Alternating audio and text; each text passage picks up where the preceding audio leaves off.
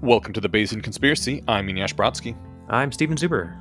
And Steven, you wanted to talk to me today about at least a couple things, yes? Yeah, so I went to Lighthaven, as you guys might have heard on our last episode. We recorded live there. I had a lot of thoughts about it. It was a fun time. I'm trying to think of like a succinct way to put it, because I deliberately didn't look stuff up. Like the only thing I did the minimum amount of looking that it took to book a room, so I didn't really know what to expect. And the whole place feels more like organic and cozy than I ever would have imagined. I don't know why I pictured like offices. There aren't. Oh, no. Yeah, not even close. It's lots of plush furniture.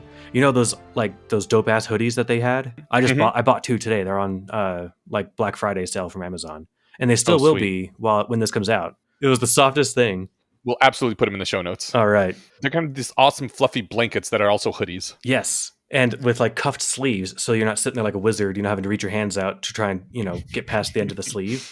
Mm-hmm. Yeah, I wore that basically not the entire time. There was a guy who basically never took his off, but I wore it more often than not. It was awesome. Cool. And it was very warm. And we're bracing here for the cold season. And I stayed in Bays Hall. They all have fun names like that, by the way.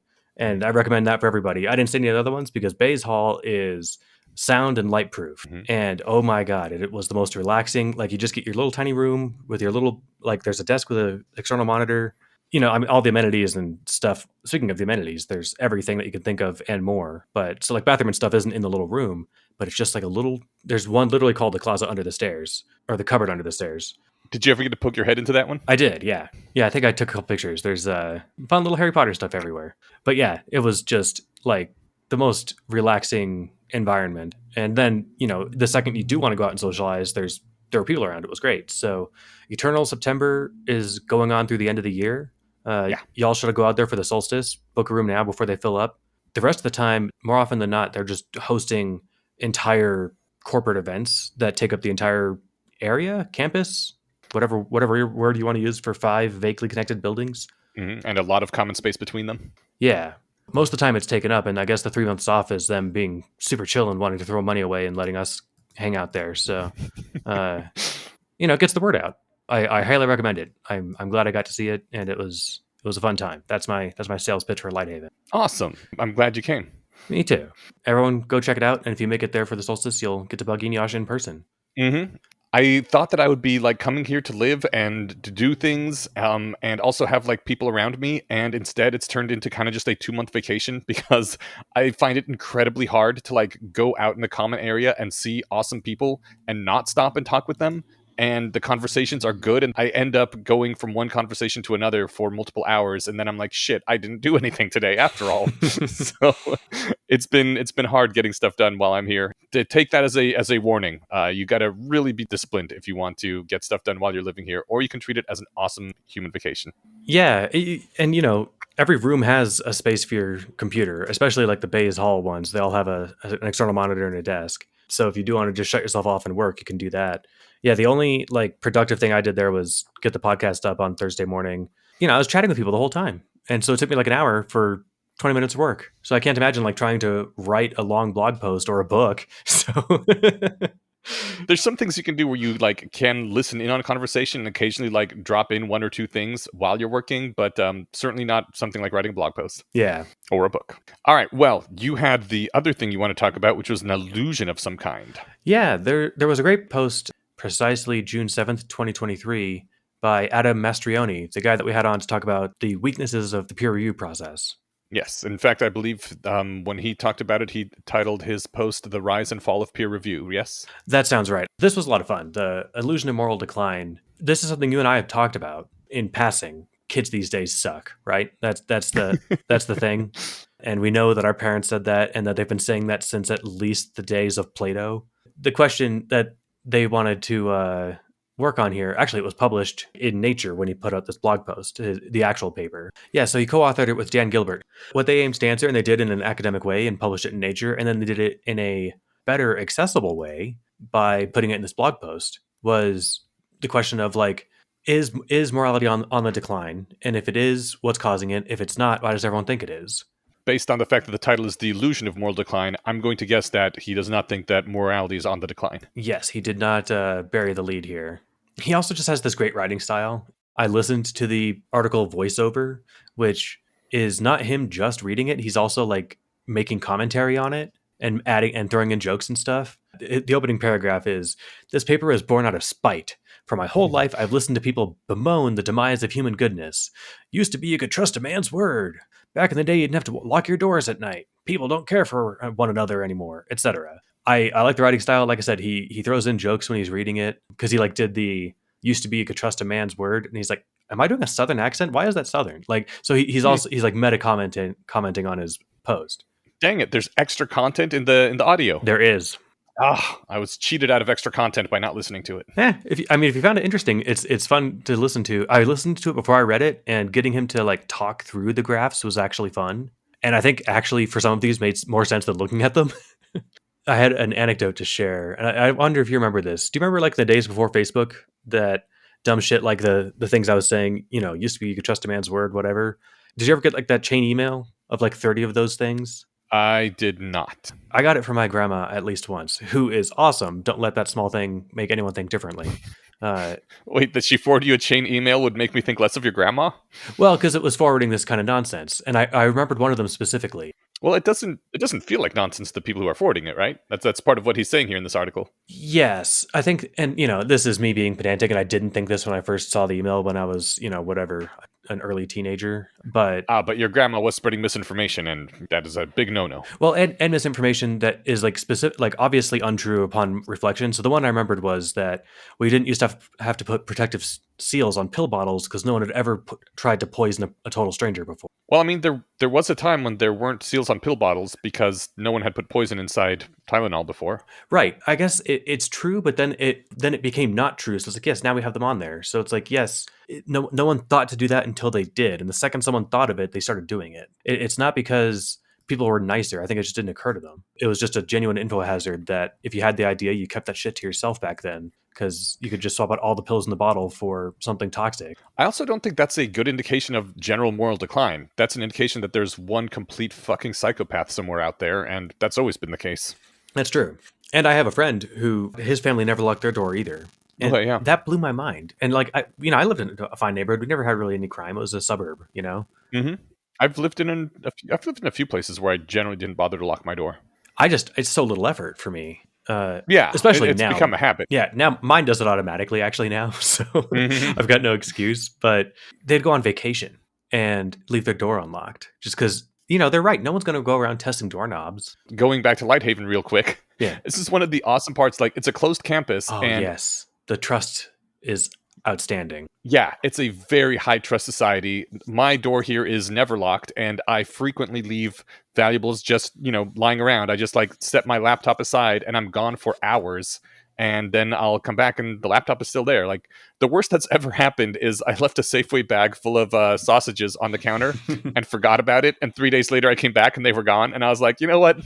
That's fair. The sausages would have probably gone bad anyway. And there's a lot of like open to the public snacks that are out. It's not unreasonable that someone would have thought these might be open to public snacks, because why else would this pile of sausages be sitting right here? Yeah, that's totally fair. But you're right. I mean, I saw laptops and phones and stuff everywhere. There's Mm-hmm. like, again, the place is super cozy. There's lots of plush carpeting. They ask you to take your shoes off. I'd never heard of anyone losing a pair of shoes or anything. Maybe because it's a somewhat small community. Lighthaven is not. It could not accommodate 500 people. So No. there's not really anywhere to hide if you're a bad person. But also, it just seems like bad people don't go there. At least not often enough to make people cautious. So, Yeah. well, let's keep rolling with the illusion of moral decline. Okay. I don't want to just like, read the post to you. And it's also not that long. It's a 25-minute listen if you listen to him read it. And if you're a faster reader than listener, then you could get through this in 15 minutes. In your defense, I have often basically just read posts to you, summarizing and adding some commentary and being like, hey, this is a cool thing. So you can entirely do that if you want. Great. Super into it. There is tons of data in this paper. They amalgamated, I want to say, without finding the number again, hundreds of studies with north of, I think, probably, at least of the ones that they like grabbed from other people, 500,000 participants. But I think they also did their own studies that involved many, many hundreds of thousands of people. Are you sure? Like many hundreds of thousands of people? That is huge. Yes. For sample size. Damn. Okay. Yeah. So we started our scouring databases for every single survey we could find about people's perception of moral change over time. We excluded any surveys that were about specific groups. Like, do you think the Wisconsin legislature is more ethical now than it used to be? Or about moral issues where people might reasonably disagree about what's good and bad. And so they found 177 surveys with a combined sample size of 220,722 people. And that's just the first set here. So of that 220K and change people, 84% of those surveys, a majority of respondents said that morality had declined. They go back from, looks like 1949. Do you think the human race is getting better or worse from the standpoint of moral conduct? Do you want to take a guess at the percentage? I've already said that the Uh, majority. And of yeah. course, the title of the paper. So you know it's more than 50. Let's go with 80%. Really close, 78. Okay. How about this Gallup poll from 2019? And so Gallup US 2019. Right now, do you think the state of moral values in this country as a whole is getting better or getting worse? Obviously, getting worse is where we're going with this. On 84% of these surveys, the majority said that morality had declined. So in this one, it was 77% in 2019. Over what time span does it say? No. It says, Just in general. yeah, this question was right now, do you think the state of moral values as a whole is getting better or worse? Okay. But yeah, so some of them are vague, and these are things that they address. A Pew study in 2002. Do you think that Americans used to treat each other with more respect and courtesy in the past, or is this just nostalgia for a past that never existed? And 77%, again, they took the moral decline option. All right, now hold on a second. That's an interesting question because there used to be more formal rules about how to be polite in society. Like Miss Manners was a important thing that people listened to, and there used to be a tacit agreement that like when you got out of a car, you would go around to the other side and hold open the door for the woman before she got out of the car, which I don't entirely understand and is a thing that was, obviously very anti-feminist, but if people think that these things are polite, then that is certainly a decline in politeness over time, right? That's true. It's important to keep in mind that none of his argument hinges on any one of these studies or any one of these questions. Because you're right, that one has some ambiguity that could totally be interpreted that way, especially if you're answering that poll as a 70-year-old and you're like, yeah, men used to hold the door open for me or something, right? Yeah. We have a lot less formal rules about what the polite thing is to do. Now, if you run around the car to hold the door open for somebody, you're being super nice and it's really cute.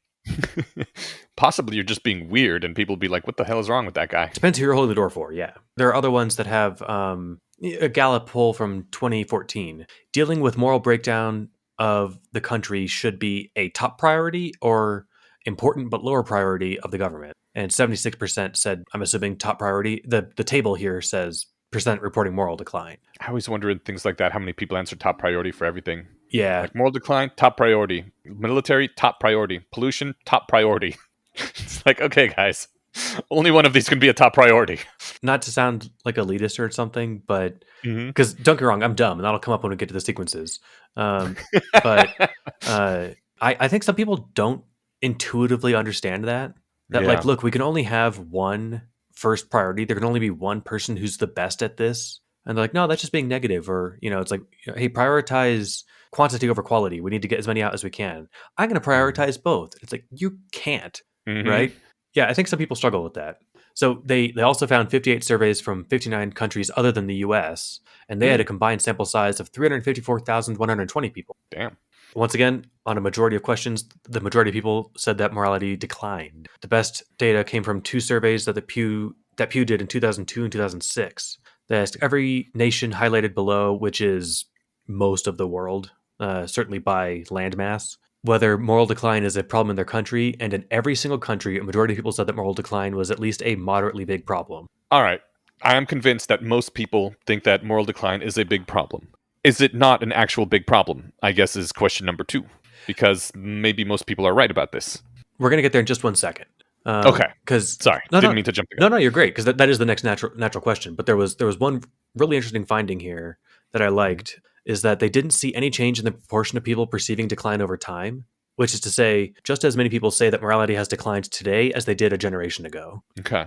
They sit right there between 75 and 78% for, if you average 76, you'd be right in the ballpark, going back seriously 70 or 80 years. So every decade, no matter what, about 76% of people say morality is getting worse. Yeah. And what's funny, the other fun finding was that when you ask people about longer periods of time, like how are things compared to today compared to 50 years ago, they report more decline than they do when asked about shorter periods of time, like how are things compared to last year. So that kind of fits, right? If everybody thinks things are declining all the time, then over time there would be more decline. Yes. Okay. But the he caveats that there's less data to work with there because many of the questions didn't specify a time period at all. They'd be Right. like, in general, do you think morality has declined? But the trend is Okay. suggestive. So yeah, it seems like most humans believe this. So yeah, leading into the next section here, I love this sentence. If you really want to know whether people think that people are less kind, honest, nice, and good than they used to be, you have to ask them yourself. So that's what we did next. Cool. The next section is titled brackets Kesha voice. It's going down. I'm yelling moral decline. They got an online sample of US adults that was nationally representative of the population in terms of age, race, and gender. And they asked them to rate how kind, honest, nice, and good people were in 2020, the current year when they did this, 2010, and 2000. And people told them that morality had declined. Okay. And then they got another sample and asked them about the years between 20 or 2000 and 2020, rather than ask them Hmm. about like the individual like time frames. Hmm. Um, and people told them that not only has morality declined, it's declining. You can even tell the difference between 2016 and 2020. Hmm. This is more of kind of like the first point. This is just so what I was doing, but what I was summarizing before was studies that they found. This is studies that they did, um, Yeah. which I guess I can kind of just skip and say they confirmed the trend with their own Okay. findings. And there was really no like hugely demographic differences. Strong Democrats and Republicans think that morality is on the decline, right? Hmm. Hmm. And old people and young people. Yeah, across age groups and political parties and stuff, everyone's on board with this. Again, something like 75% of people.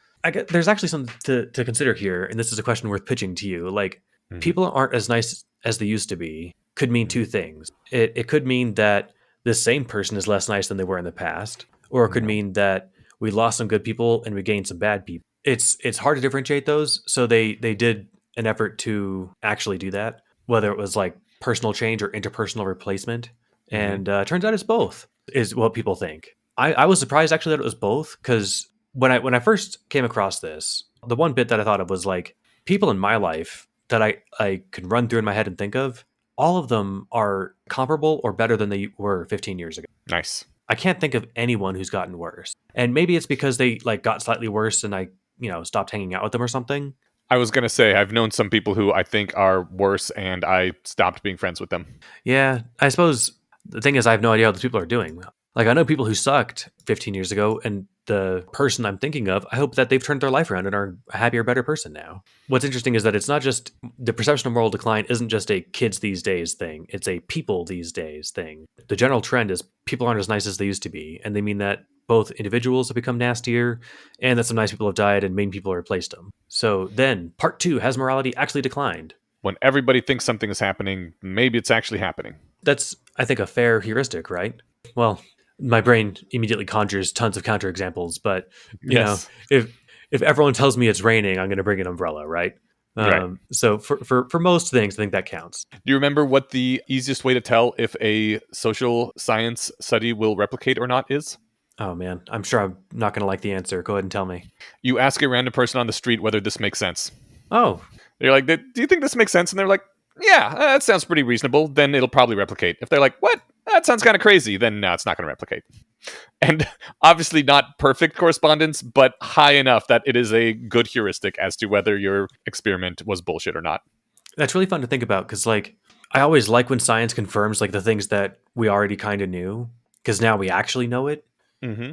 But there are some generally genuinely surprising findings, right? Yeah. But you're right. I think the social sciences, like we're all kind of social scientists. We're at least Right. we're at least social science participants. We if we hear something that just sounds totally counter to how we think things work, like anchoring. If I'm mentioning money and then ask you what's the first word that comes to mind when I mention bank, you might say money, right? But Okay. if I'm talking about bodies of water, you might say, oh, riverbank. Yeah. That stuff does replicate. The crazy shit that doesn't was the things like, oh yeah, if you show people pictures of old people, they'll move slower, stuff like that. Yeah. Yeah. Yeah. And so like the ones that sound reasonable replicated, the ones that sound unreasonable didn't. Um, Yes. so yeah, Yeah. But that's why I think, maybe these people are onto something. What does Adam have to say about this? well, so it's hard to know exactly what people are talking about when they say morality is on the decline. They probably don't mean things like murder is up or terrorism is increasing or whatever. Wait, why don't they mean that? Well, he uses a fun analogy. It's like it's trying to Trying to measure everyday morality by homicide rates is sort of like trying to estimate the number of firecrackers by counting the number of nuclear warheads. Maybe they go together, but maybe not. Okay, well, hold on a second. The homicide rate in an area is going to reflect on how safe I feel in that area, and that's going to change how I feel about morality in general in, the environment that I have to live in. Totally. If I was living in a place where the crime rate was going up and I could feel it, I would probably answer yes, morality is on the decline if someone were to ask me, because my environment got more dangerous. Right. That's why they didn't just ask people in Detroit 20 years ago, though, right? Right. So they asked hundreds of thousands of people. I'm not sure how many people they asked and then how many they pulled from other studies, but they found 107 surveys that were administered over 4.4 million people between 1965 and 2020. Jesus, that's a lot. I know, right? Like, this is the kind of numbers you need for good social science. Yeah. And so they did some statistical tests to check whether there was any meaningful changes in people's responses over time. They found none. Okay. Sometimes indicators went up a little bit and went down a little bit, but on average, they went nowhere at all. There's a really good graph that just shows 2002, it looks like it was at like 41%. And in 2020, maybe 39 said that how would you rate the overall moral values in this country today? The thing is, like, murder is down, and it has been going down for decades. I mean, it had a heck of a spike in the early parts of this decade, but now it's going down again, which is nice. Yeah, it's been trending down. Yeah. And it's still down from where it was in the 80s. And they weren't asking participants, of course, 100 years ago, but I at least read somewhere that it's mentioned in one of Plato's works that somebody said, kids these days are dumber and worse than the adults. Yeah, so I think people have been saying that for thousands of years. And it's obviously not true. We've been going up and to the right for all of human history. Yes. With some occasional, dark ages. Yeah, but, overall, we have way fewer people dying in wars, certainly percentages of populations. Less slavery. I mean, like, for God's sake, You're the expert on ancient Rome on this podcast. I mean, do you have any guess of ballpark what percentage of people with slaves, say, around the turn of the millennia? I don't know around the turn of millennia. I think near the peak of Roman slave holdings, it was like almost a quarter of the population, if I recall. See, I thought it was more. But in any case, that's still a dramatically high number. A quarter of the population is a huge number. It is. Then you got to think, too, like, even the people that weren't slaves, the people that were living in anything like comfort was single digits. The ones that weren't slaves were subsistence, craftspeople, right? Tradespeople. Here we go. Somewhere between 10 and 20%, with some suggesting figures close to 30%. So quarter is in that area. When was this? When they had the most slaves? Yeah, in the first century. The first century AD? AD, yeah. I'm disappointed that the number went up after Spartacus. I'm sure it went down a bit during Spartacus's awesome campaign, but I'm actually surprised it was the first century, because I think there was a lot of expansion of the empire under Trajan that would have brought a lot more slaves in. I am seeing, as I'm scrolling through these, more disagreement here, where like the main number is 10 to 20%, and then there's a bunch of people saying like, no, it was 30% here. It was 1/3 of the population. I guess I can't say for sure. It was too many. I think the reason I'm seeing different numbers is because it was a higher proportion in Italy as opposed to the empire as a whole. So like closer to 30% in Italy, whereas if you count the entire empire, is closer to 10%. Oh, good. I'm glad we settled, because that is a pretty big discrepancy. And, accounts would vary, but that's kind of huge. But that makes sense. The closer you are to the heart of the empire, the easier it is for them to live with you under their boots. So I think it's probably more because the rich people had the slaves imported. Oh, that too, of course. Did you know that they would free slaves as a sign of wealth? They're like, I have so much money, I am going to buy a slave and then free him. It's like lighting a cigar with a $100 bill. I mean, that except it's nice. I mean, it's sort of nice, but now you have a free dude running around Rome that doesn't have a job and has like no way to support himself. Well, at least he can maybe find a job and won't have to live, at the end of a whip. If I had to pick, I'd rather be homeless than a slave, I think. Unless I was a slave to like some awesome aristocrat, who treated their slaves great. But I think that was probably the super minority of slaves. Absolutely, yep. Where was I talking about? I don't know. There's something awesome to imagine about like the hypermasculinity of like living as a cowboy in the Old West. Mm-hmm.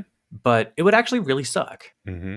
I think even in terms of moral values, I don't want to get too distracted, so we can keep our eye on that ball. Like, if the movies are anything to go by, you could just shoot people and leave town and no one knew who you were, right? Well, they would generally try to stop you and hunt you down, but it was much harder to enforce laws back then.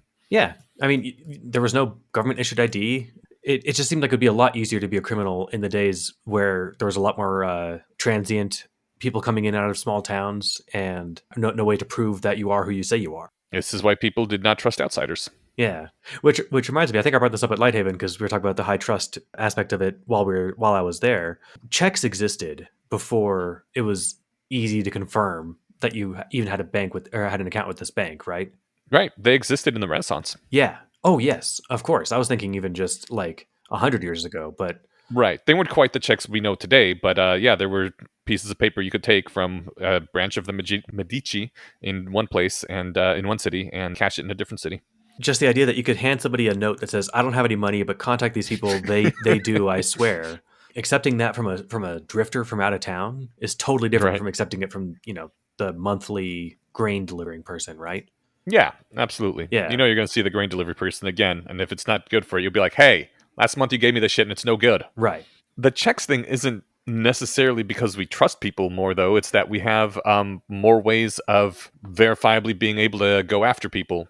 Oh yeah, no, I just use that as an example of like weird shit you could get away with in the past. I don't know if you could actually get away with it that often in the past because I think most people just wouldn't accept checks. Exactly. Uh, yeah, okay. If some stranger came to me and wanted to buy a ton of stuff and handed me a piece of paper that was just an IOU, I'm like, I don't know you, man. I can't take this. Oh, okay. Yeah, yeah. Checks now make much more sense. Well, actually, they made sense 20 years ago. Now they make zero sense. You should be using a card for everything. They've never been more reliable. They're completely pointless now. When you can immediately have the money deducted from your account and actually keep track of it in a real way rather than like write a note to yourself about how much you spent that day. It's madness to do it today. Anyway, let's We have gotten off track. that's okay. The question is like, has morality actually declined? I think the answer is no, but there's not really again like an easy way to measure this. Wait, there's not an easy way to measure this? Like, you can't call it the illusion of moral decline and say that there's no easy way to measure it. He's got Well, to have some kind of measure that contradicts the everybody's intuition. well, he says there's no objective and obvious way to answer this question. It's not like we have a moral thermometer that's been taking measurements for decades, nor can we drill out cores of Arctic ice to determine ancient levels of morality. We have to make do with what we've got. Fortunately, we've got a lot.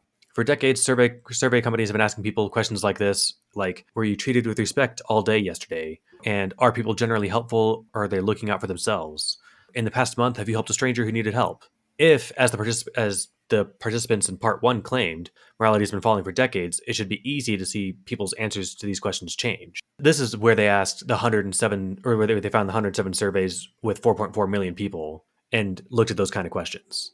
Okay. Those are the kind that they were answering. In addition to the overall state of moral values in the country, people's interpersonal relationships, more often than not, are good. You're friends with good people. You meet good people every day. It's been a long time since this happened, but I remember like at the mall once, I saw someone drop their wallet and tap them on the shoulder and like, "Hey, here's your wallet." You know, Yeah. like Yeah. they didn't know they dropped it. I could have kept it, but like that's the kind of things people do. And I'm sure someone's given something to me that I've dropped. When you ask people about like other ways to measure morality rather than like just what's your vibe on the current moral status of your country, you get answers that are, well, so every year in the same survey, where 90% of people would say, were you treated with respect all day yesterday? In that same survey, 70% of people would say that morality is getting worse. But they would say that I was treated with respect all day yesterday. And are people generally helpful or are they looking out for themselves? You've got helpful and looking out for self around 50%, and then depends as this weird green line that hovers around 10%. And so you're saying that those numbers have been stable at like 50% for helpful, 90% for treated with respect for decades. Yes. Okay. The respect one goes back to 2006. The are people generally helpful goes back to 1972. And this goes on for, again, another 104 surveys. And then they looked for sources outside the US, found 33 surveys with a combined sample size of 7.3 million. Those two showed no decline or no change over time. All right. So were those the main measures? Because when I think about being treated with respect, I tend to modify my social environment so that I am treated with respect, and people who don't treat me with respect get filtered out. I could very easily see how they would remain constant because of action that I'm taking, while still getting the impression that overall it's been getting worse because I have to filter more and more people. That's a good point. And granted, this is only like a 25-minute article, so he doesn't cover that in this. Maybe he does in the paper.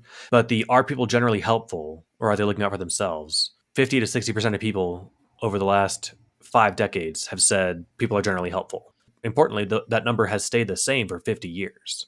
Right. And so if things are getting worse, you'd expect that the helpfulness would go down and the looking out for self would go up. All right.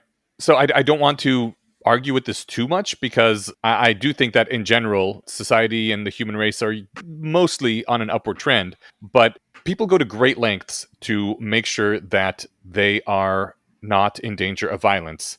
This is the sort of thing that most struck me over the last few years is seeing the influx of homeless encampments and how drastically people changed their behavior to avoid them. Because, yeah, the vast majority of them aren't going to assault you or do anything, but most people don't want to take that risk of one of them.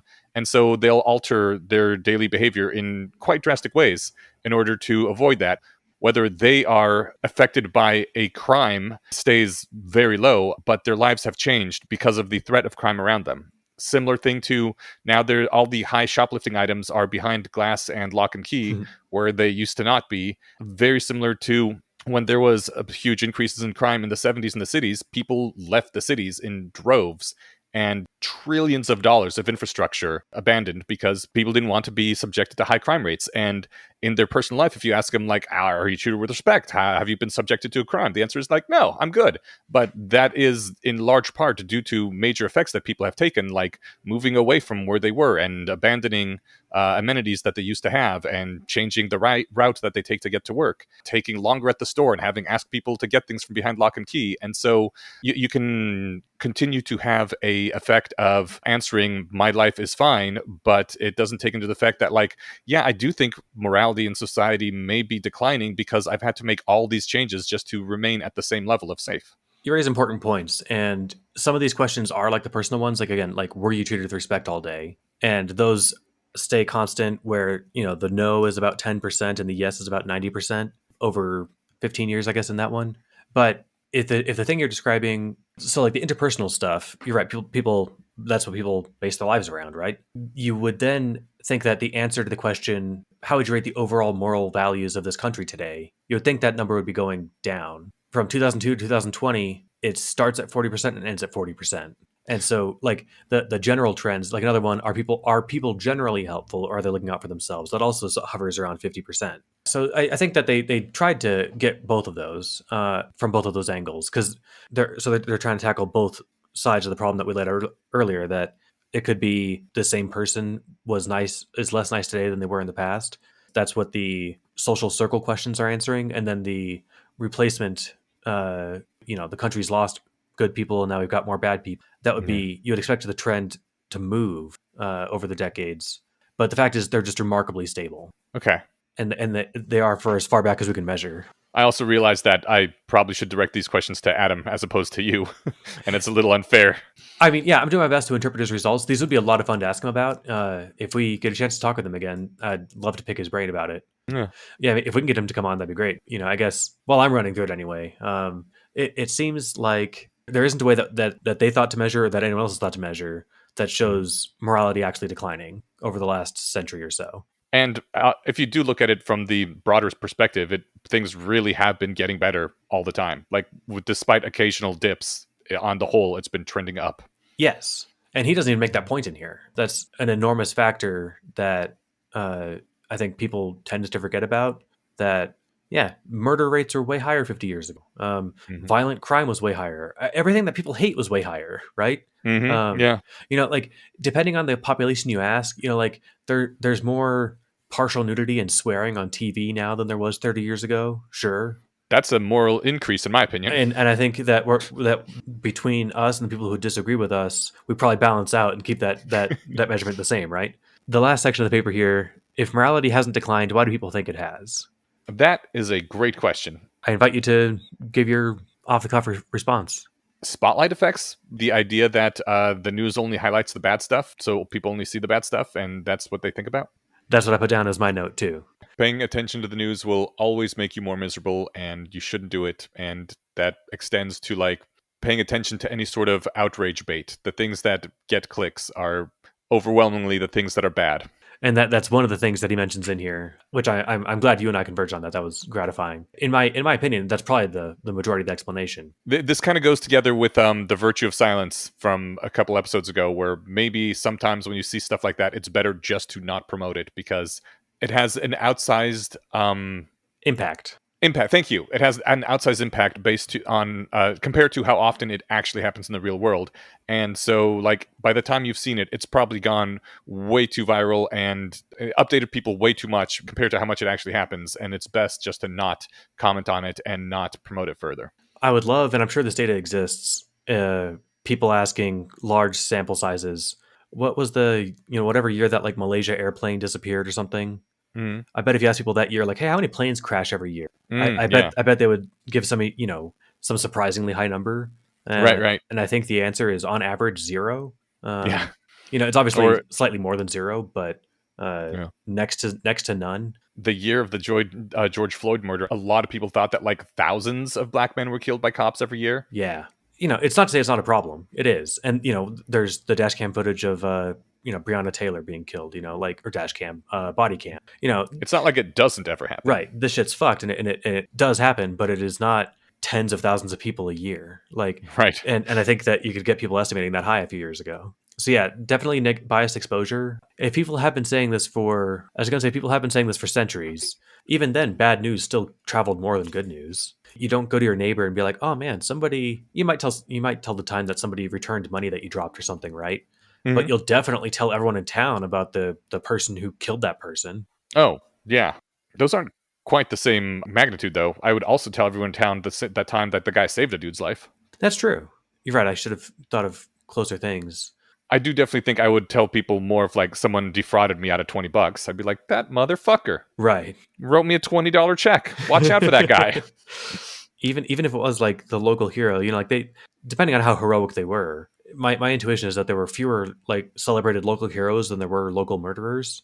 I do think we used to have more local heroes. I think there were more people like Wyatt Earp or the local sheriff, the local whoever that people like admired and were like, he's a good person and he helps this community a lot and we should praise and respect him because or her that the people that have like statues made of them and that have other people tell stories about them. I think we have less of that nowadays.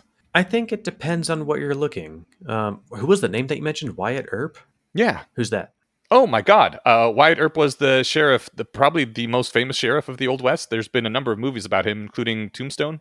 I've only really seen Clint Eastwood movies for westerns. I mean, I'm sure I've seen a handful of others, but He was an old-timey lawman in the Old West. He's pretty famous for breaking a gang that was terrorizing a area in the Midwest. nice. So I think you're right. But like, this is my favorite segment of the Mind Killer podcast.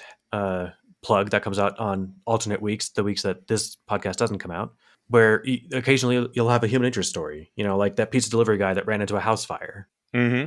I think things like that happen all the time. It's just that they don't make as much headlines. Granted, I don't think pizza delivery people are running to house fires every day, but that scale of heroism, maybe, I think Mm-hmm. is somewhat common. At least I hope it is. And I think there's reason to believe that it happens more often than we hear about.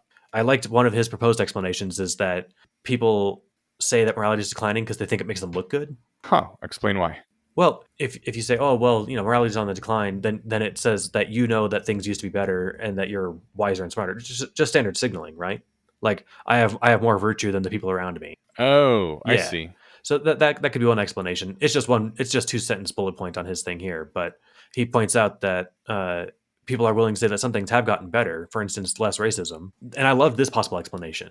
Mhm. Maybe it's because people are nice to you when you're a kid, and then they're less nice when you're an adult. So you end up thinking people got less nice over time. Okay. But you ask old people and they say the same thing, and people say that morality has declined since they turned 20, and that it's declined in the last 4 years, and that's true for old people. Oh, I see. I would like to think that when you're in your 60s, you're no longer comparing like the niceness of people to when you were 5. So, what are his explanations for why people think that morality is declining if it's not? The thing is, like any of these, and there's 2 more on this section, could be part of the explanation. So I'll Mhm. run through them. They've heard stories about how great the past is. They watched Leave It to Beaver. They, whatever, right? And people were so nice back then. And then they know from recent research that people denigrate the youth of today because they have positively biased memories of their own younger selves. Like if you think the kids today suck, as everyone does, and everyone always has thought that, then you'd think, of course, morality is on the decline. Kids suck these days, and there's more and more of them every day. But their additional explanation that I really like could be pulled from a less wrong post. That's what I really liked about this was there's two well-known psychological phenomena that can combine to create an illusion of moral decline. One is, as you and I thought of, biased exposure. Okay. People pay a disproportionate amount of attention to negative information, and media companies make money giving us that negative information. But the other is biased memory. For God's sake, and I feel like an asshole saying this, but who was John Benet Ramsey? Like Uh, that murdered little girl? okay. Like that's basically all I know about her. But the Yeah. fact is that she's a household name, and I think this happened like 30 or 40 years ago. The satanic cult scare of the 80s. Right. Like it turns out the negativity of negative emotion fades faster than the positivity of positive information. Did I say emotion with a negative? I meant information. Yeah, you did. Either way, though, it makes sense. I do remember hearing that the only reason women ever have more than one child is because the pain of childbirth fades from memory pretty quickly. Is this not the case? It is, and that's weird because like when I read that the first time, I was like, that's just not true. And then I think back, and I'm like thinking of high school, and I think of Hmm. like, oh, I had an excellent biology teacher. I had some of these great experiences, but then I'm trying to think back like more specifically, and I forgot that I had like not just crippling social anxiety, but like I hated it. I was miserable, but I look back at it way more positively than my day to day experience was at the time since my memory of my childhood is better than it actually was, I'm like, well, things are worse now then, right? Hmm. More recent negative information is more salient. And actually, there's a perfect example of this that is a 1 day old memory that I shared with you right before we started recording that I'll give the summarized version. I wanted to stop taking antidepressants. I've already got my plan to like wean myself off, but I figured, hey, I'll tell my doctor just so that they know. So I texted you yesterday and I said, let me rant at you for 2 minutes. And I guess I was mad about it yesterday. But as I was telling you about it today, I was just laughing the whole time because the doctor gave hilariously bad advice. He was like, let me switch you to another one. And you just stop taking the one you're on and take this other different kind of chemical compound. You don't have to be a brain scientist to know that's like the one thing you don't do with antidepressants. And so it was like comically bad advice. And so I guess when I texted you, I was annoyed about it. But with a mere 24 hours difference, I was laughing telling the story instead of being pissed. It's a perfect illustration of this effect. And in just one day. Yeah. I thought that 1 day was kind of hyperbolic when I was first reading this, but then I was like, wait, I just told a story about this an hour ago. So the combination of these, by the way, the biased memory and biased exposure is called the fading of affect bias. It's Googleable. Yes, a biased exposure means that things always look outrageous. Murder and arson and fraud, oh my. Biased memory means that the outrage of yesterday doesn't seem so outrageous today. When things look bad today but brighter yesterday, congratulations, pal, you've got yourself an illusion of moral decline.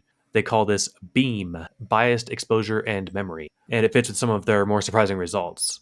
It predicts that both older and younger people should perceive moral decline, and they do. It predicts that people should perceive moral decline over longer intervals, and they do. Both biased attention and biased memory have been observed cross-culturally, so it makes sense you'd find the same perception of moral decline all over the world.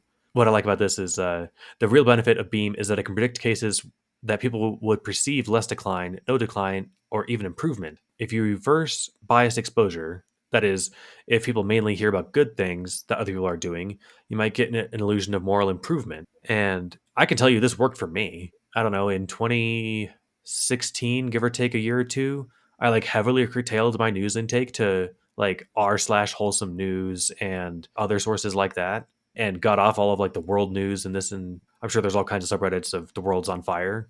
And wouldn't you know it, I felt a lot better about the state of the world. So all I did was just reverse the bias of information I was getting, and I knew I was doing that. And I did that consciously for my sanity. I want an accurate picture of the world. I believe I can maintain that while maintaining a sunny disposition that's reinforced by positive news stories. Yeah. So that reminds me, one thing that he mentioned in the article as well was that everybody said that like there's been moral decline for the entirety of their lifetimes. But if you go back to like earlier than current lifetime memory, people are like, it's probably fine, and like they don't report any moral decline in anything until they were born-ish.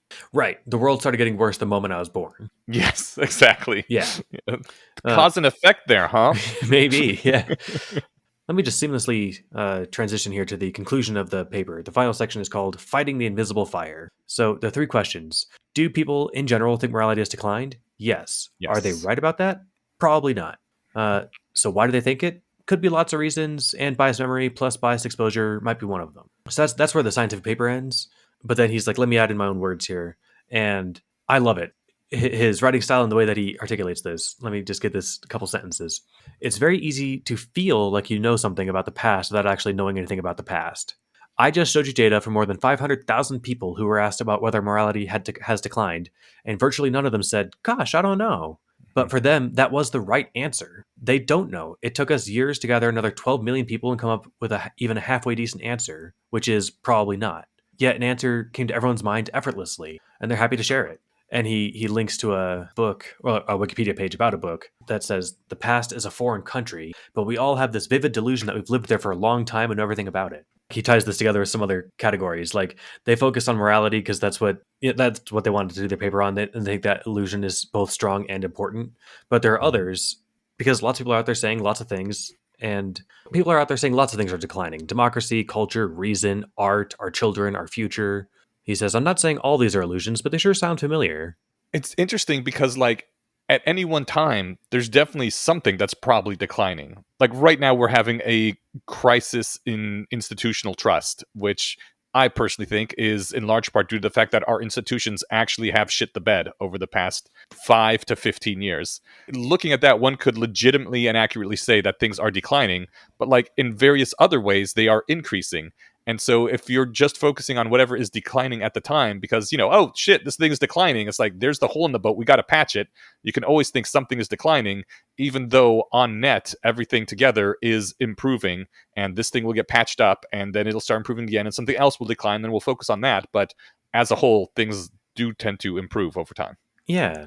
And I wonder, like I think that people's trust in institutions has definitely declined. And Mm-hmm. maybe that's because the spell was broken and they've been full of shit this whole time.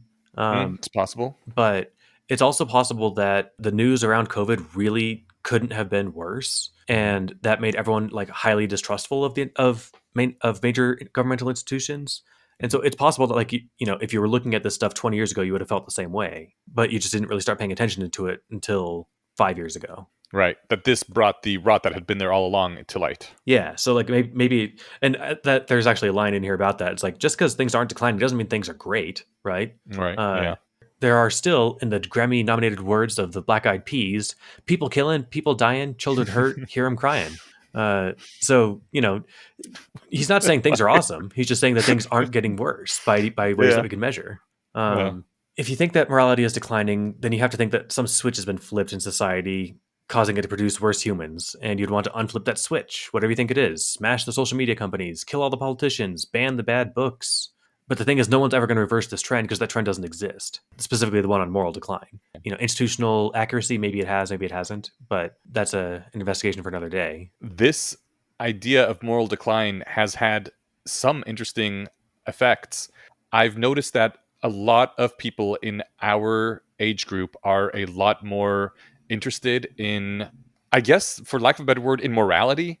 They're returning to the study of ethics and what's important and how we should behave in a way that I did not see when I was in my teens and 20s. Like, it seems to be an actual thing that people discuss now and consider important. I personally like that. It feels like we are ennobling ourselves by doing this sort of work.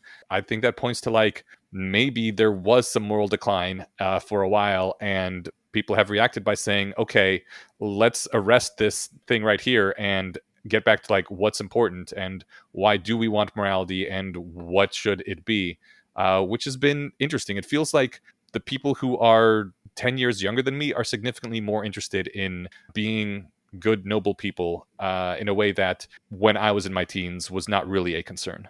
I like it. I also like how you implied that you're in your 20s. Did I? Well, you said even people 10 years younger than you, and then you said teens. Um, Ah, but you know what? yeah. You know what? Let's It's roll with hard. it. I'm not correcting the record. I'm just, No. It's hard to necessarily always feel your age, and especially when you're in a place in Lighthaven where there's significant cohort of younger people here. yes. It's interesting. Yeah. If I had a moment to harp on like a negative aspect of my time there, that was one part of it. Was like, some of these energetic people in their 20s, all their awesomely bright ideas. I was talking with Mhm. somebody who had a great idea for I don't know how they thought this would make money, but the idea for the product would be like one of those insulin pumps that Mhm. would automatically inject Narcan if you were ODing. And I was like, do you think like the average overdoser is the kind of person who would buy this thing? And they said yes. Actually, I think my perception of the average person who overdoses was wrong. It's usually like functioning people with jobs, not like the kind of people who would want to keep their lives going. Oh, I didn't realize that. I didn't either. And that said, I guess I only heard that from one person that I feel like is trustworthy. So maybe I should double check that. But I'm looking back to like when I was first reading the sequences and I was all full of energy and bright eyed hope, and now I'm just tired all the time. And it's not because the world's the worst. I'm just tired. But Mhm. I'm trying to solve that problem too. Oh, is that the one negative thing you were saying, that you were feeling your age? No, that was one of the things. It's not so much that I was feeling my age; it's that I was feeling like I've diminished, and like Mm, this just put a spotlight on it. Um, okay. but maybe that's just a feeling. I think we've talked about this. Our crystallized knowledge is better than it was. There is, yeah, a drastic amount of stuff that I have learned over the years, and I hope this doesn't sound condescending, but I do see the younger people here at Lighthaven, and it fills me with hope how much energy they have, how much intelligence, just raw intelligence they have to throw at things. It's fantastic. And also, I see things that I'm like, oh, yeah, that is a thing among young rationalists, and I'm glad that I know they're going to grow out of it, because that really fucked up my life a lot when I was that young. And I know it's just a thing you go through when this is your neuroarchitecture and you haven't gotten into the part of your life where it resolves into where we are now. I'm being intentionally vague right now because it would be like an entire episode. Then we'll have to put a pin in it because I was just about to ask like what sort of thing are you talking about that Okay. you're glad they'll outgrow of? Because like I'm not happy that I outgrew my sunny, bright-eyed optimism as my youth No, then. no, it's definitely not the optimism thing. All right. Well, I guess I'm still optimistic. I guess whatever the energy aspect that I had, I also want that back. So Yeah. there's the last two sentences of this are worth sharing here. He says that notice that while lots of people are happy to tell you about golden ages, no one ever seems to think that one is happening right now. Maybe that's because the only place a golden age can ever happen is in our memory. Hmm. Or in the early 90s when I was born. Man, people were so nice back then. All right. I do want to say I've gone on record as saying that 1999 is probably the peak of the U.S. empire. That's why I wanted to make sure we hit that beat before we finish this, and I saved it for Yeah. last. Oh, also, it's the last line of the post, but like, Late 90s through early aughts was just a golden age, but I guess we didn't know it at the time. That's not entirely true. At the very least, the producers of The Matrix knew it, because they said, we have we have recreated the golden era of your society to Neo. Which is why the Matrix was redesigned. The peak of your civilization. hmm, I remember watching the movie and thinking, lol, how tragic that anyone would put in a movie that we are living in the peak of our society right now. Obviously, things are just going to continue to keep getting better forever. And while I think in general they still are, kind of think there was a bit of a golden age then. Although, again, lots of things have drastically improved since then. yeah. My main example I'm thinking of, and this isn't early 90s. I also wasn't born in the early 90s, so take that, Adam. I guess I'm older than him too. Yeah. The early days of the internet, before it became possible to make money online without just being a scammer, Yeah, it was so it was good. so good, right? It was a new frontier to explore. I mean, Like, like literally. Newgrounds, E-Bombs World, like all like Hmm. the idiotic fun flash games that people made for no money, Hmm. And there was just Yeah. all kinds of fun free stuff to play with. That was like a kind of golden age period that you couldn't have recognized was going to fade because no one saw how the internet was going to progress coming. I guess except Bezos, that's why he made billions. On the other side of that coin, it's like the internet is way shittier now, but it's also way cooler. We can do way more cool stuff now than we could before. So it's not an Yeah. obvious trade off that I'd like. I don't think I'd want to just revert the internet back 20 years. It would sure be like there'd be a lot of benefits, but I'd miss I don't know, streaming services. Like, Hmm. there's a lot of stuff that the internet handles now that it couldn't then. But yeah, that is my ungraceful end to this post. Yeah. By the way, Adam Mastroianni publishes at experimental-history.com, and this was called The Illusion of Moral Decline, which we'll put in the show notes. Also, thank you for putting this in the things that we should cover section of our doc, because after my various disillusionment in the recent past, and realizing how badly I'd been disillusioned when I was confronted with the 10-finger demon, I really needed something to point out, look, actually things are not really declining. Things have been going better and better forever and stop being such a doomy gloomy person.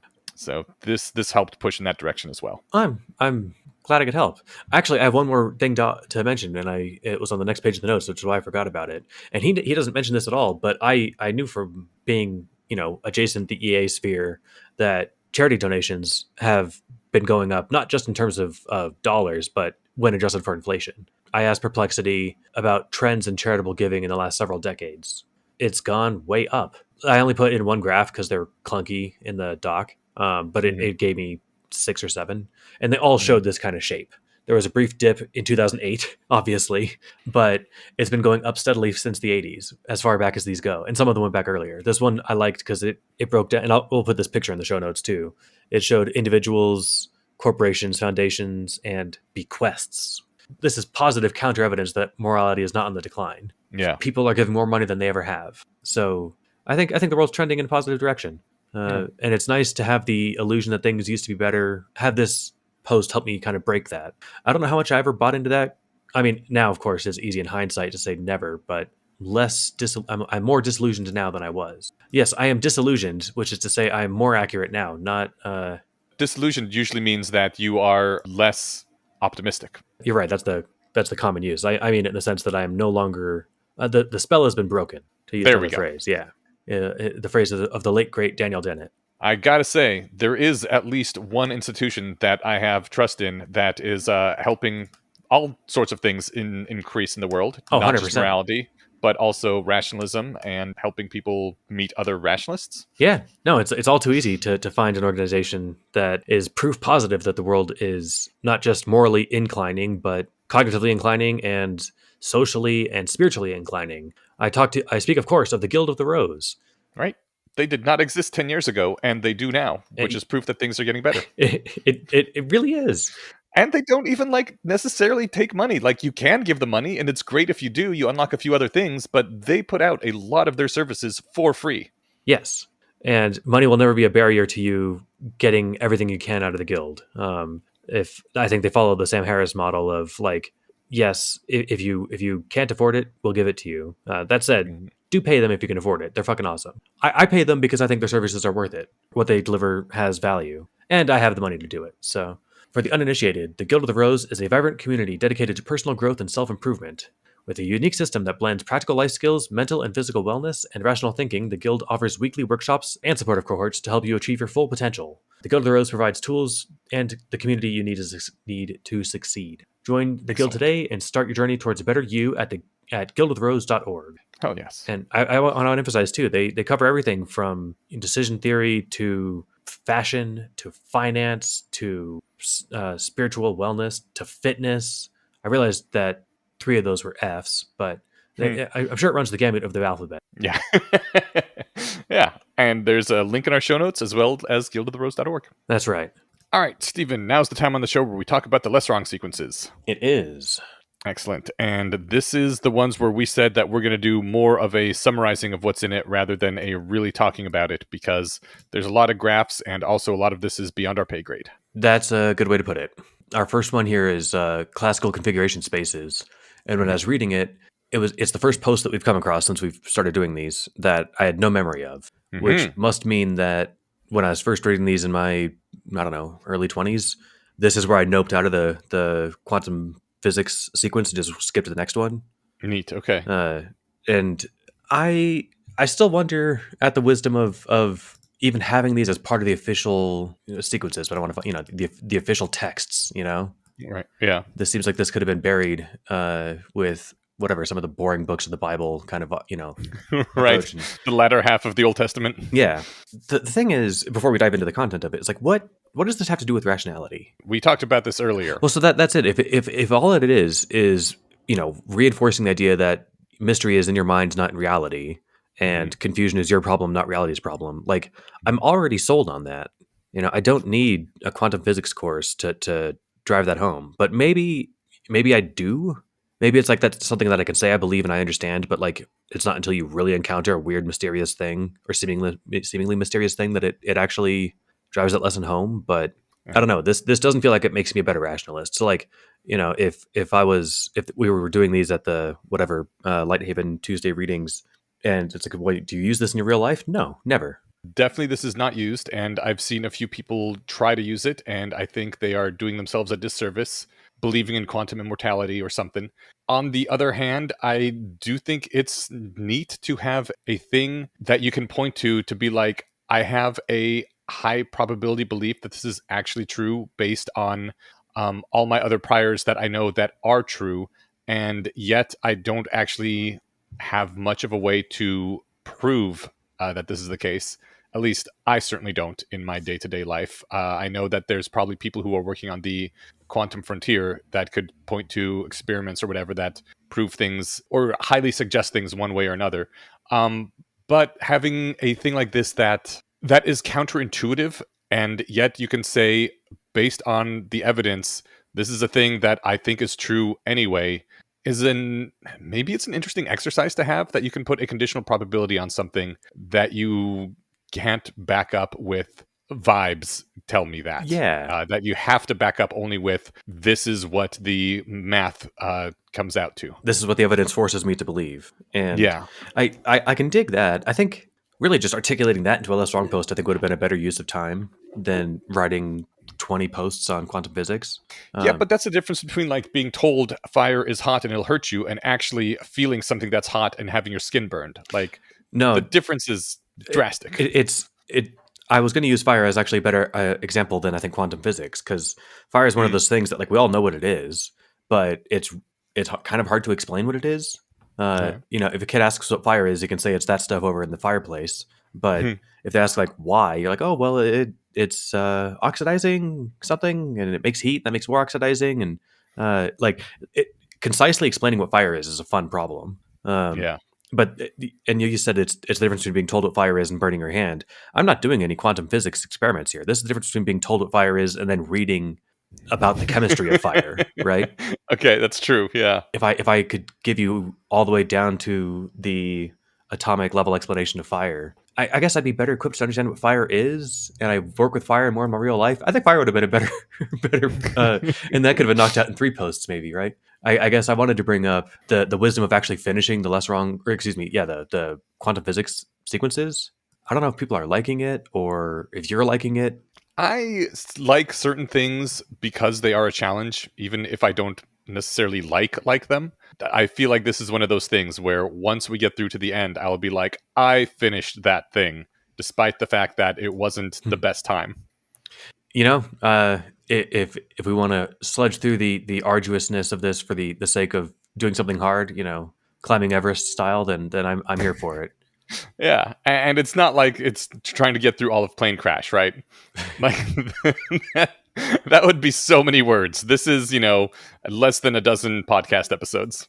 Less than a dozen. All right, I'm skimming through the rest of the posts here, and there's a lot left on this sequence. But is there? Yeah, I'm afraid so. Is there 20 left in this sequence? Because we do 2 per episode, sometimes 3. Yeah, I think doing 2 or 3 will probably be a little faster. Let's dive in here with the classical configuration spaces. Okay, well, there is a bunch of graphs, and honestly, the only way to really get it is to go and read it and look at it, and so I would encourage listeners to do that. But as a few bullet point summary of what is being said in this post, I would start by saying that he introduces the idea of classical configuration spaces, saying that you can represent the relationship between 2 numbers as a graph. This is something that I'm sure we're all familiar with because we often have a graph representing an x-axis and a y-axis that shows the relationship between 2 numbers, right? And those numbers can respond to a location, like, say, distance from the center of the graph, or distance from some other central object if you want to reference something in the real world.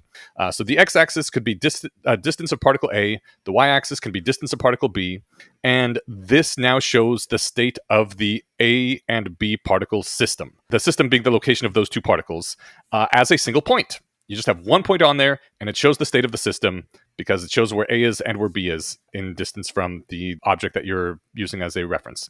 And as the state of that system changes, the point moves around on the graph to correspond to that change. Does all that make sense? Makes sense is Honestly, not like at the end of this post. Actually, I grabbed a sentence and I'm like, "Am I just stupid?" Because I can't even. I was going to use the word grok, and I like it's the right word, but it just sounds gross. It sounds like a bodily function. Um, but Grack is so insulted now. no, grack is fine. Grok is different. Oh, really? Like, Grok could be Grack's brother. Could be. Yeah, he's got a Okay. gross name. No, I don't know. But no. So I followed the post to the degree of like I could probably check the right answers on a multiple choice test after the fact or something. But like I don't know, man.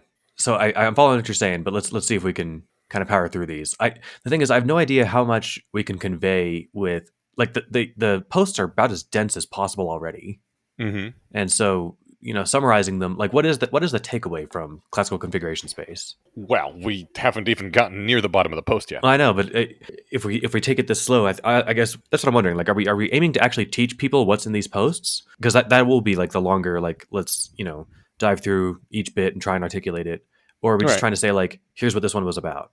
If I say that the number on the x-axis represents the distance from center of particle A, and number on the y-axis represents the distance from the center of particle B, that makes sense, right? Yeah, I can follow that. Okay, and then if you have one point that shows where that has both, a single point in that graph would has both a y coordinate and an x coordinate, and so it would show you the distance of both particles. Yeah, I'm with you so far. Okay, okay. He opens with like the joke about just imagine n dimensions and turn n into 8. Boom, done. Yeah. And that's basically So I kind of lost it after maybe 3 dimensions. I still don't know what it means. Maybe reading more of these will help it sink in of higher dimensional space or whatever. But I can't picture more than 3 directions, right? I can sometimes get 4, but that's hard. I haven't taken enough drugs to do 4.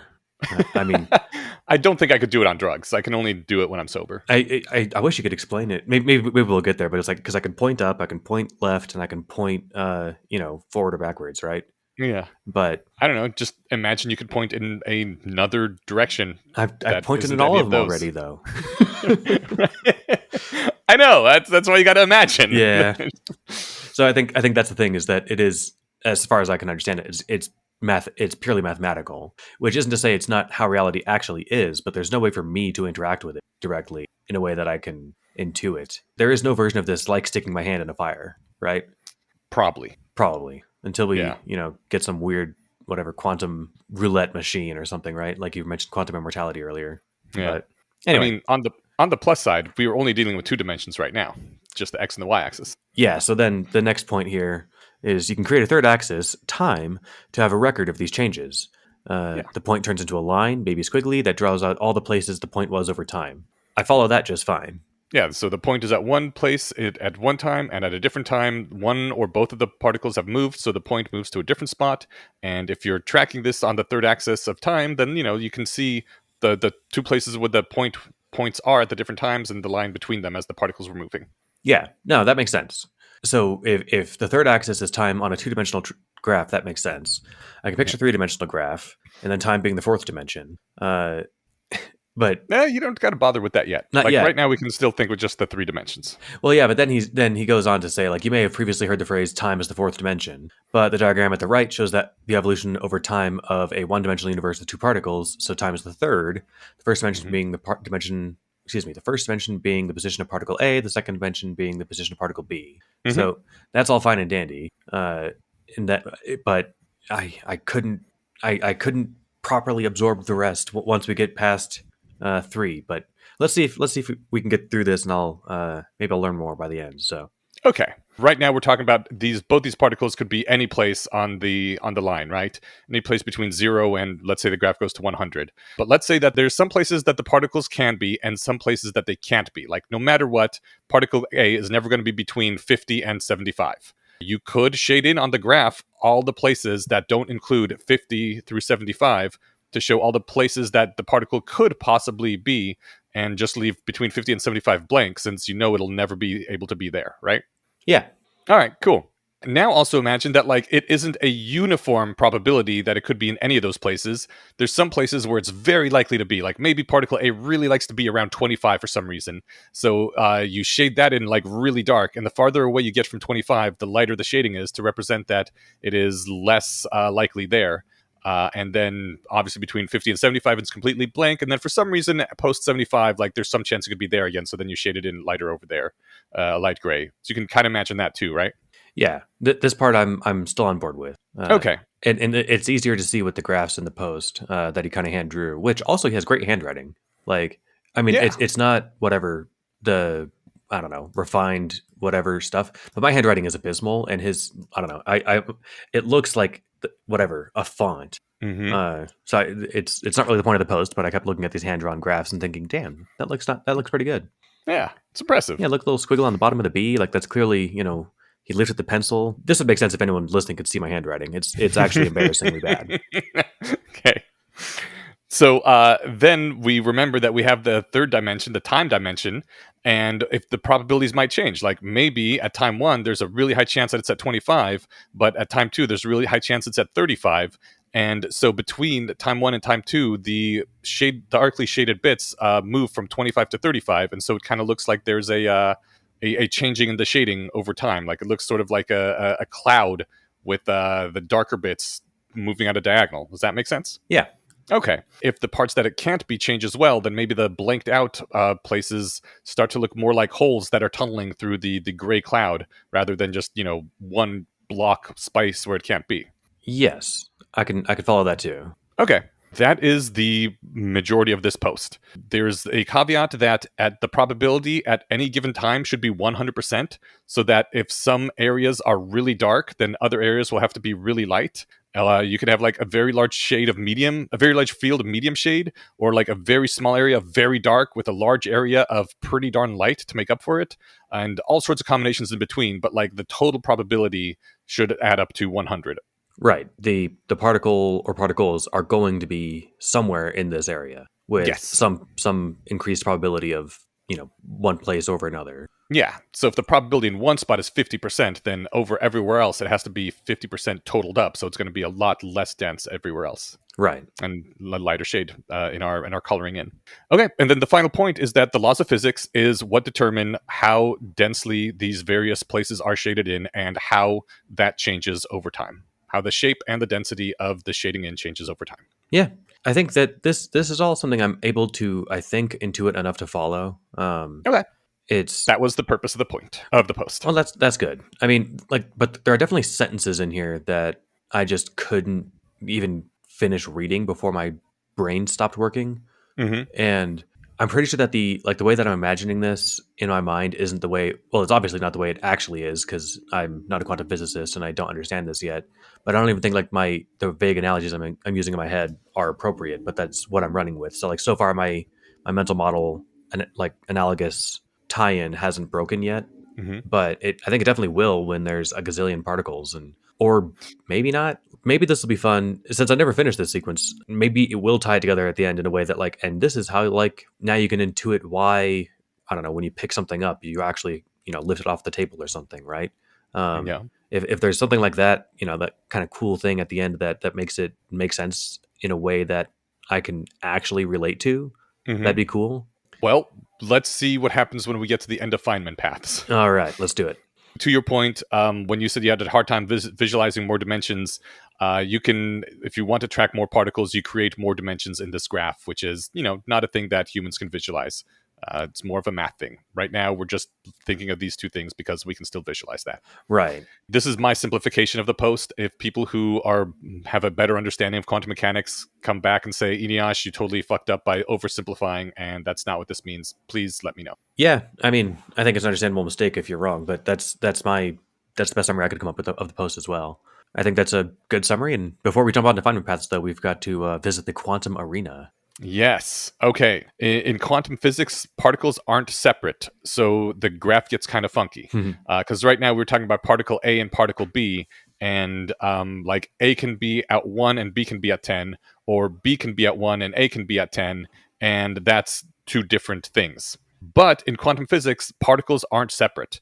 Like particle X at 1 and particle Y at 10, and then particle X at 10 and particle Y at 1 doesn't make sense to say. Like, you just can't say that in quantum physics. It's impossible.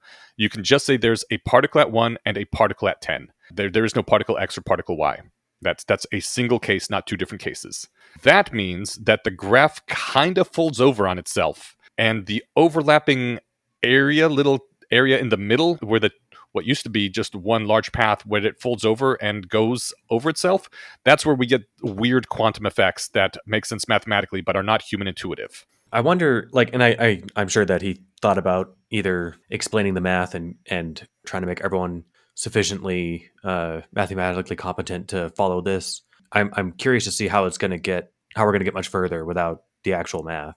I think the actual math we covered in the last episode, or possibly 2 episodes ago, I think it was the last episode, where we talked about complex numbers and how they will cancel each other out. This is how amplitudes can cancel each other out or reinforce each other. That's what's happening in that weird little overlap area. That's a really good connection, and I think you're right. Not to pin us down or drill you on this, but so we've got two particles. Let's say, particle X at 1, particle Y at 10. He's saying that it doesn't make sense to say, well, or it could be particle X at 10 and particle Y at 1. Right. It's impossible to say. And that's because that it's impossible to, like, in principle, tell the difference between particles? Yes. Okay. Yeah, you can't tell apart particles. There's nothing differentiating them. Right. They're fundamentally indistinguishable. Yeah, there is no little tag that says one is X and one is Y. There's just a particle here or not. Okay. That makes sense. I think I misread the next sentence, because then he says it's impossible to say, in fact. It's just, quote, there's particle 1 there's a particle at 1 and a particle at 10. That's a single case, not two cases. This is me saying this, by the way, not him. It's my summary. Oh, great summary then. Because that makes sense. All right, I'm following you. So that is one thing that makes the quantum arena difficult. Another thing that makes the quantum arena difficult is that in the previous post, when we were talking about the classical arena, we used a single dimension to describe the position of a particle. It was just, X number of units away from the center. In quantum physics, a single particle takes three dimensions to represent, because you get one for the location, like we were doing, but you also have two more dimensions to represent the amplitude. One is for the real number part of the amplitude, and one is for the imaginary number part of the amplitude. Because if we remember from a episode or two ago, the amplitudes are always represented by complex numbers, which have a real number and an imaginary number part. Right. And each one will take a dimension to represent. I do not know why personally, but that is what you need to represent them. Yeah, that's kind of where I'm at. Is basically, all right, I'll take your word for it, but it's not. I can't. Maybe this is explained more later, or maybe it's just because none of the sequence content is supposed to be like, well, now that I've said it, you believe it. Right. It's never supposed to be like that. Mm-hmm. But I still don't understand why that's the case. Why there's whatever 2 dimensions for the amplitude, one for the imaginary and one for the real. It's more just like, all right, I guess I'll take your word for it because you seem to know what you're talking about. Well, entirely by coincidence, last week on my Twitter, I saw someone asking, why is there an imaginary number portion of amplitudes? Someone answered with a link back to Scott Aronson's blog. Scott Aronson is a was a quantum computer expert, and he talks about the various ways that this can shake out and how you always get back to an answer that involves imaginary numbers. I started reading it, and I got a few paragraphs in before it got to the point where I could not understand and could not follow anymore. But it looked very interesting, and it looks to be the kind of thing where, if someone wanted to sit down and study this, someone, of decent intelligence, and dedicate a month, maybe 2 months to just, several hours a day reading and studying this, they could get it. On that basis, I am trusting that this is not just now you have to believe me, that you can actually go forth and verify this for yourself. I just do not have the time or inclination to do that. But it was really interesting reading Scott Aronson being and then I was doing this, and entirely by coincidence, I came back to the same configuration. I was like, oh my God, this is actually inherent to the things. And I was like, neat. That is cool. And yeah. He knows his stuff. I think the issue is there's just so much to get that you need for foundation before you can get up to where, at least for me, where I can get up to be able to follow this conversation. I've listened in and participated in conversations that the majority of it is way over my head, but this is almost all completely over my head. If Aronson or Yudkowsky were to say something egregiously wrong, I wouldn't be able to call them out on it. And right. You said something about going out and checking for yourself. There's no way you and I will ever do this. Exactly. Unless we get to play with a particle accelerator or something, right? It's like us verifying the age of the universe. It's I'll take Neil deGrasse Tyson's estimate as my current best guess, right? Yeah. I'm not gonna. There's no way I could come up with a better one. I think honestly that's kind of the point of going through these posts right now, at least for me, is I'm taking it kind of on faith, like on a provisional. I have a good reason to trust these people and to think that other people have verified this level of faith, that this is all mostly correct, especially for the time that it was written, and that I'm just going to do my best to take the parts I can't understand on faith and get to what they're actually saying and trying to summarize it. If you want to really know it and really make sure that it's true, then yeah, you're going to have to put in the work. But if you're like me and you just want to read these sequences and you want to know what the sequences are saying, I think that's kind of what we're doing here. Like when we laid out what classical configuration space is trying to say, that like you're basically trying to imagine these graphs that are shaded in based on how likely it is for a particle to be somewhere, and that the laws of physics are what changes which parts are shaded in how much. Like that's basically the point of that post, and I think we managed to cover that. And if someone says like, "How do you know that?" I'm like, "Well, okay, you can go do your research," but that's what the post says. Fair enough. I was, and I realized I took us a bit far afield, not talking about the content of the post and kind of meta commentary, but my initial secret goal of going into this conversation was talking you out of finishing this sequence. And, okay, but I think you made a compelling case, and yeah, there's like 23 of these left. Oh, you counted just now?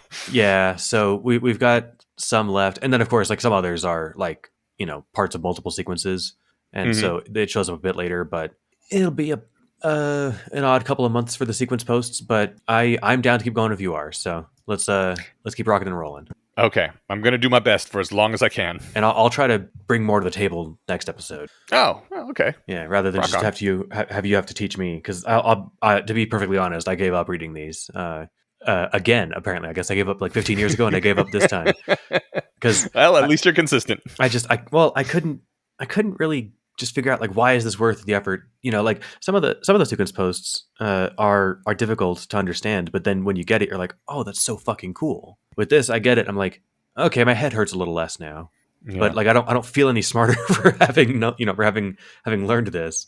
Maybe there's some payoff, and maybe there's not. But I'm with you. Let's roll through it. Whew, well, let's see, where were we? And a single particle takes 3 dimensions to represent instead of just one, because there's real number part and imaginary number part of the amplitude. Okay, so we're talking about the amplitudes and their distributions in quantum physics. I pulled this out of the post directly, that laws of physics describe how amplitude distributions develop into new amplitude distributions. They do not describe, even in principle, how one configuration develops into another configuration. You can't possibly break it down into the evolution of individual configurations. And what that means is that it doesn't describe how like a particle goes from one place to another place. That is the configuration. The laws of physics cannot describe that. They don't describe that. What laws of physics actually describe is how those clouds change in density over time. The amplitude distributions, how the real number part and the imaginary number part of the amplitude change over time, rather than where the particles actually are. One of the interesting parts about all this is that the behavior of each of these amplitudes depends on the amplitudes at neighboring points. So you can't figure out what happens at an amplitude just by looking at that one point. You have to look at what's happening nearby it too. The analogy he makes is like in Conway's Game of Life. If you look at just one cell, you're familiar with Conway's Game of Life, right? No, actually. Oh, okay. It's just a straight grid of cells. One by one blocks. Okay, no, I am familiar with this. The old school. This was like an old evolution little thing it was like an old school computer simulation. Yeah. Where like a cell is either on or off, and if it's on, it's like it's filled in. And then the rule is a cell either stays on or turns off, or if it's off, it either stays off or turns on based on what is happening to cells around it. Like if there's 3 cells on around it, then it turns off. Otherwise, it turns on, something like that. To dive back into the post, before he mentions Conway's Game of Life, he mentions being confused by the first time he saw the Schrodinger equation. Mm-hmm. And just to reaffirm to myself that I'm not crazy, I went ahead and went to the Wikipedia page of that. There's fewer letters and numbers in this equation than I've ever seen in anything else. Like it's all squiggles. It must be Greek letters. Okay. But good God, like, so this is just reaffirming my kind of sanity check that I predict, and I'm not gonna like I could obviously force the outcome of this, but I don't think I'll understand quantum physics at the end of this because I won't unless he shows this equation and breaks it down. But yeah, let's see what happens. Okay, so back to Conway's game of life. It's like asking what's the future state of this one cell without looking at the cells around it. Like the immediate future of the cell depends on its neighbors, and the distant future of the cell may depend on distant neighbors.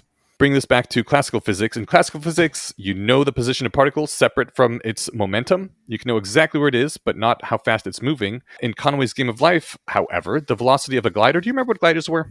In Conway's Game of Life, Yeah. I mean, if you click the link, it takes you to the Wikipedia page and has little animations. If it's the thing that's moving across the screen, then yes. Yeah, they're like artifacts where cells were turned on and off in a pattern that over time looks like a little object like moving in one direction at a given rate of speed, and it just like keeps going along and it keeps maintaining its shape, and it's really cool.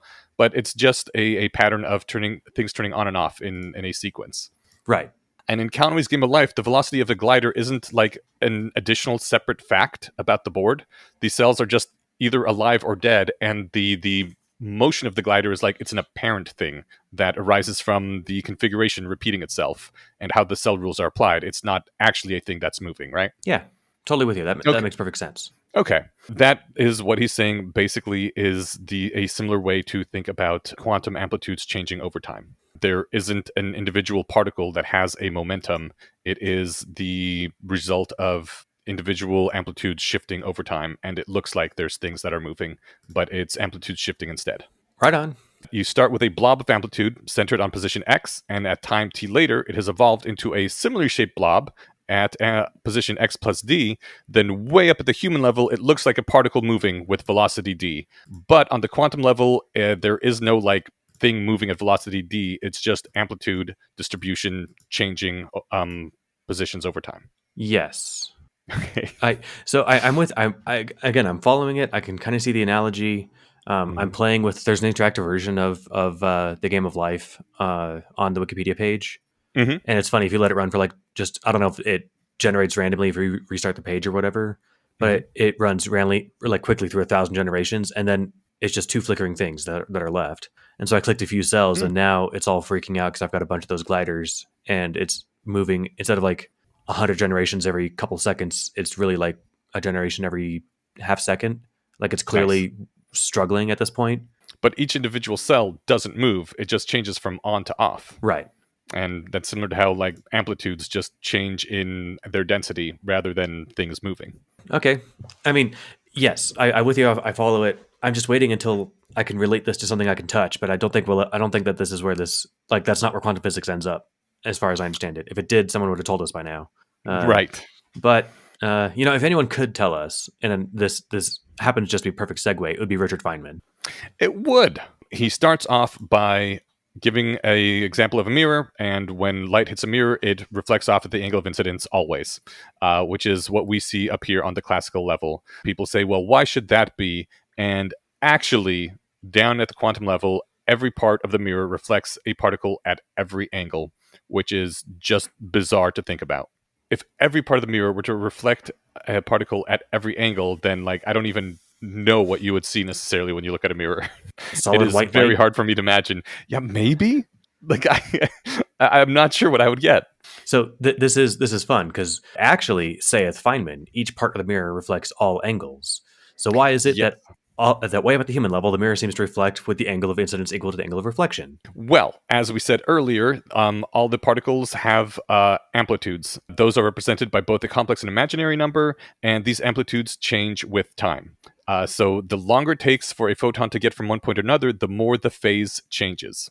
And the phase changes of the amplitude are cyclical, so that after some time t, a phase is exactly the opposite of what it was at time t1, and then at time t3, it's back to where it was t1, which is opposite of where it was in t2. So you can kind of think of it, Feynman says, a little clock faces with the hands spinning around and pointing in like, vaguely similar or dissimilar directions and opposite directions at times, and then coming back to pointing in the similar direction again. So the longer the path a particle takes, the more phase change it has. So the further the paths go from the center, the longer they will be, and the more the phases will change from the shortest one and start canceling each other out. Whereas the paths that are closer to the center reinforce each other. So he says a photon, which can get from S to P by striking any part of the mirror, will behave pretty much as if it's only striking a tiny part of the mirror, that only a tiny part of the mirror exists, the part where the photon's angle of incidence equals the angle of reflection, because all the other ones get out of phase enough that they cancel each other out. Great. Yeah, I'm liking this. It's as easy to understand as everything Richard Feynman says, which is to say, like, not that easy, but easier than anything else that I've ever heard anyone explain physics. Yeah. Well, certainly this level of physics. Right. Like, it wasn't until I read some of the Feynman lectures that like I could understand on an intuitive level why blowing on a spoonful of hot soup cooled it off. Yeah. And I'm finding this to be equally elucidating. Okay. The idea that like when the arrow is slightly off in one direction and slightly off in a different direction, they cancel each other out, which is why the 2 points on either side of the center will cancel each other out. That kind of makes sense. Yeah, I mean, again, I still am stuck with like this doesn't impact real life, because like the way it sounds is like I should be looking at a mirror and seeing little flickers. You know, if it only pretty much behaves as if it's doing what it intuitively looks like it's doing, you would think that sometimes you'd notice little changes. But I guess a single photon is like next to nothing, right? So Yes. you know, it aggregates to look like it's doing what it naively looks like it's doing. Right. But, And underneath all of that, there's this whole mess. I think every direction aside from the center one cancels out slightly, and the further out they are, the more they cancel out. And I think it could also be that if it's moving slightly, if it's canceling out slightly in one, or if it's moving slightly in the wrong way, it's probabilistically also moving the other way, and those cancel out. Yes. And all you're left with is the one that's going straight. Yeah. Okay. The really interesting part about this is that he says actually you can manipulate the mirror if you know this sort of thing.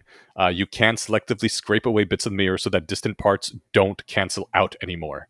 The quote is, you can make a mirror that reflects with the angle of incidence not equal to the angle of reflection. It's called diffraction grating, but it reflects different wavelengths of light at different angles. So a diffraction grating is not quite a mirror in the sense you might imagine. It produces rainbows of color, which, how fucking cool is that? It's pretty cool. And Yeah. that's, I guess, what I might expect to see, rather than flickering of whatever different parts of the mirror's image being reflected. I guess it would be different wavelengths of light. Okay, cool. I'm with you so far. So how fast do the little clock face arrows rotate? And that's as fast as the photon's wavelength, which is what a photon's wavelength is. Yes. Which is kind of fun to think about. This is the Feynman shit I'm talking about, right? Yeah. It's like, okay, I get that. That's awesome. Yeah. It says the wavelength of yellow light is 570 nanometers. So if yellow light travels an extra 570 nanometers, the little arrow will turn all the way around and end up back where it started. That's what wavelength means. It's kind of awesome. Yeah. So, key to redriving the classical hallucination, which is the world that we live on, is that most of the possible paths cancel each other out, and only a tiny grouping of neighboring paths add up. So, most of the amplitude comes from a small neighborhood of histories. Now, the reason we got the crazy results from the earlier experiments was that they were extremely small and very discrete, and we could fuck around on these tiny nanometer levels. But by the time you climb up from a few hundred nanometers to the size of human beings, most of the amplitude contributions have canceled out, except for just a very narrow neighborhood around one path through history. And that's why things look like the way they do. That's pretty fun. It's also one of those things that like you just take as a given in science fiction or whatever. Like when, you know, someone shrinks down to the size, like Ant-Man, perfect example. Mm-hmm. You know, he goes subatomic, right? Mm-hmm. But there's still colors. Right. Which And there would not be. There wouldn't be, right? You're now smaller than the things that make colors. Yeah. But you just, it's intuitively, it sounds like you should be able to do that, right? And Mhm. that's why no one really cares, because also you're not supposed to take it as, you know, as serious as whatever real science fiction. That's just, you know, Ant-Man's just fun. But Mhm. yeah, when you get that small, everything's black. Yeah. And there is one final note here about why the classical hallucination looks exactly how it does. Massive things are more energetic because mass is just a form of energy. So the more massive something is, the more energetic it is, and the faster the little arrow rotates. And compound objects, like neutrons made of 3 quarks, have a collective amplitude that's the multiplicative product of the component amplitudes. You can treat a neutron as an individual. So by the time you're moving up to a human being, which has, I have heard, quite a few neutrons within it, the mass energy is really extremely large relative to a yellow photon. And the clock is rotating extremely fast, which means the wavelength is extremely short, which means that the neighborhood of paths where things don't cancel out is really, really, really narrow. A human experiences what seems like a single path through configuration space, which is the classical hallucination. I'm glad we did that third one, because that did kind of drive this home. I'm no closer to being able to rederive the Schrodinger equation, but I better understand the last two posts. I'm glad that this post exists, because the idea of like, if everything is a waveform over everything, why don't we all feel like we're just blobs of probability going through everywhere, was a thing that bugged me for, I think, up until I first read this post. And that's why, like, the guy in Man Who Stares at Men Who Stare at Goats, couldn't walk through a wall, right? Right. And because in when you get half of the explanation, it sounds like, well, it should work some of the time, right?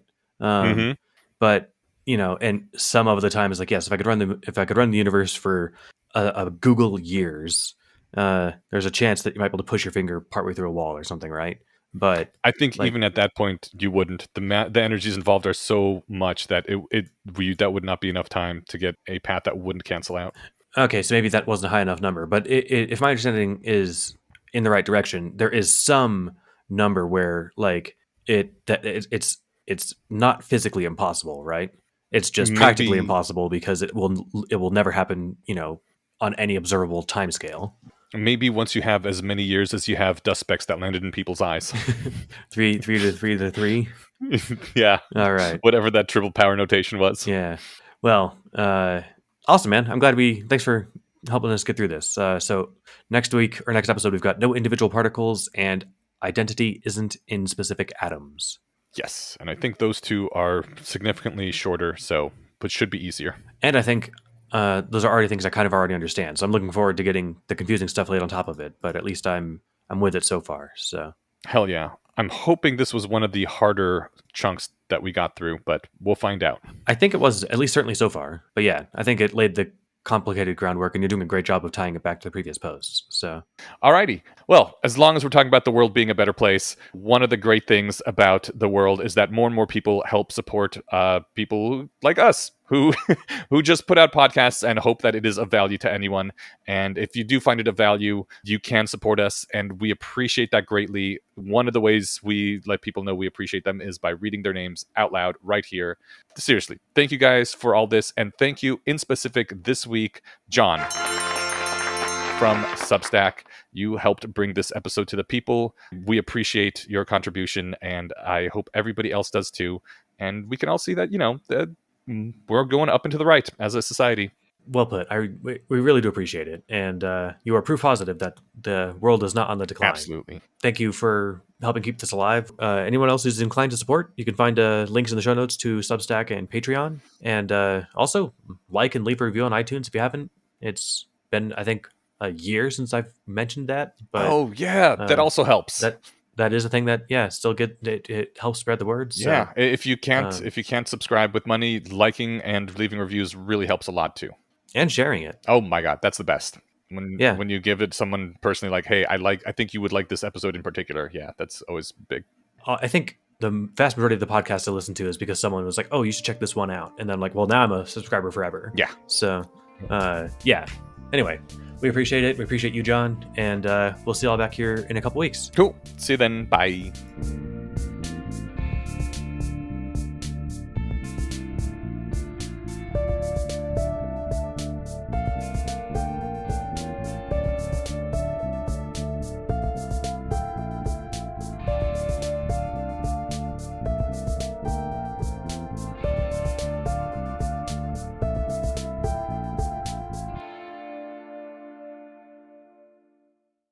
He's had people that are reading his academic paper, like, ask him a question, and he'd be like, oh, here's a blog post I wrote about it, while then I'll get back to you. And they're like, oh, never mind, I found the answers in your blog post. This is just an example of his case for this is the better way to do science. Anybody who listens to this podcast is a good person, right? I think by definition, yeah.